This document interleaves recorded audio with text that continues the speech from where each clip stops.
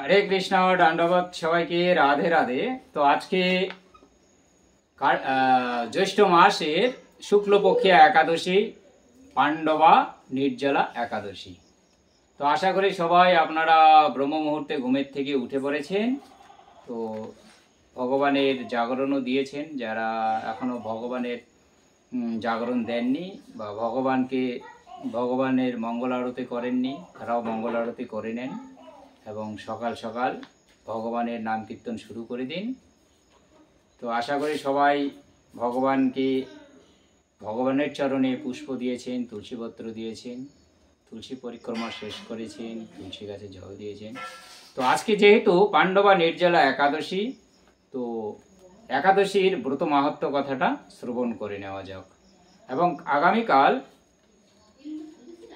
মানে সঠিক সময়ে ব্রত পালনটা সেরে নেবেন। সঠিক সময়টা হচ্ছে আপনার 4:49 থেকে সকাল 7:20 মধ্যে। আবারও বলছি, 4:49 থেকে সকাল 7:20 মধ্যে আপনারা একাদশীর উপবাসটা পালন সেরে নেবেন, মানে একাদশী ভঙ্গ করবে। একাদশী পালন অর্থাৎ আমরা আজকে যে সমস্ত পঞ্চশস্য আমরা গ্রহণ করব না, সেই পঞ্চশস্য দিয়ে কালকে আমরা ব্রত ভঙ্গ করব, সেটা আমরা সেবন করব, সেটাই ব্রত ভঙ্গ। তো এখন একাদশীর ব্রত মাহাত্ম্য কথাটা শ্রবণ করে নেওয়া যাক। একাদশীর দিন একাদশী ব্রত মাহাত্ম্য কথাটা শ্রবণ খুবই জরুরি। যুধিষ্ঠির বলিলেন, হে জনার্দন, আমি আপনার একাদশীর সমস্ত মাহাত্ম্য শ্রবণ করিলাম।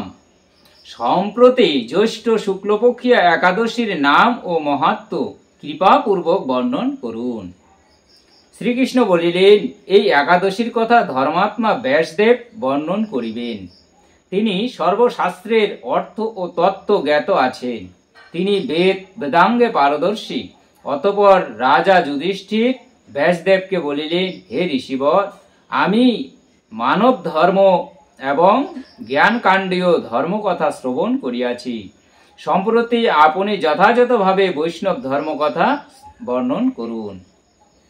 শ্রী বেদব্যাস বলিলেন, হে মহারাজ, তুমি যে সকল ধর্মকথা শ্রবণ করিয়াছ, এই কলিযুগে মনুষ্যগণ সেই সমস্ত পালন করিতে পারিবে না, যাহা সুখে, অল্প ধনে, অল্প কষ্টে নিষ্পন্ন হইয়া মহাফল প্রদান করে এবং সমস্ত শাস্ত্রের সারস্বরূপ সেইরূপ ধর্মই কলিকালের মানবের পক্ষে সম্ভবপর। সেই ধর্ম কথাই বর্ণন করিতেছি।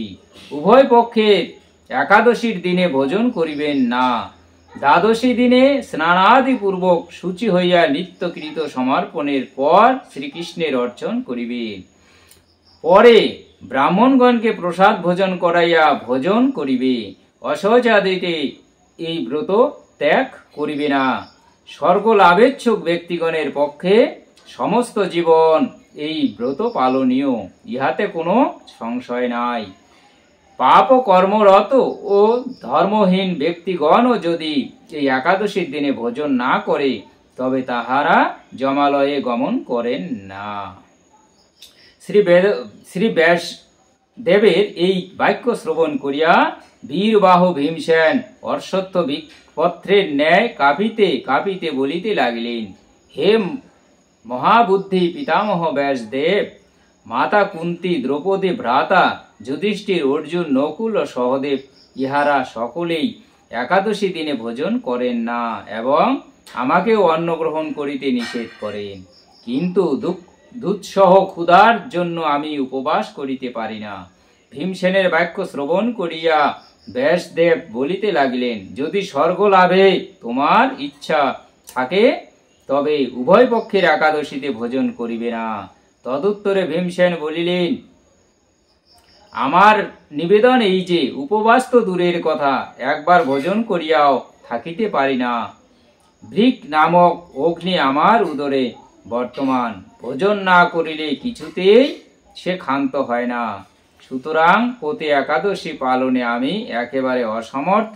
বৎসরে একটি মাত্র একাদশী পালন করিয়া যাহাতে আমি স্বর্গলাভ করিতে পারি, এইরূপ একটি একাদশীর কথা আমায় নিশ্চয় করিয়া বলুন।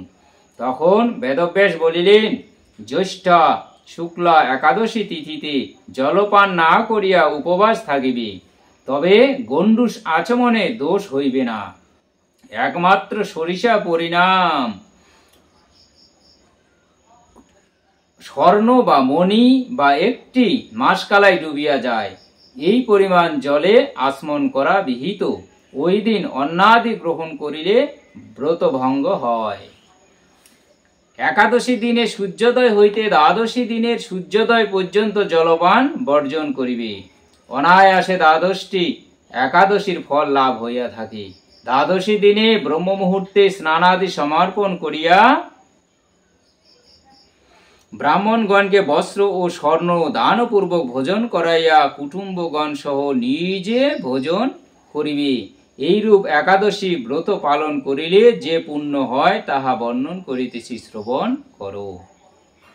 সমস্ত বৎসরে যে সমস্ত একাদশী উপস্থিত হয়, সেই সকল একাদশী সমূহের ফলেই এই একটি মাত্র ব্রতোপবাসে লাভ করা যায়, ইহাতে কোনো সংশয় নাই।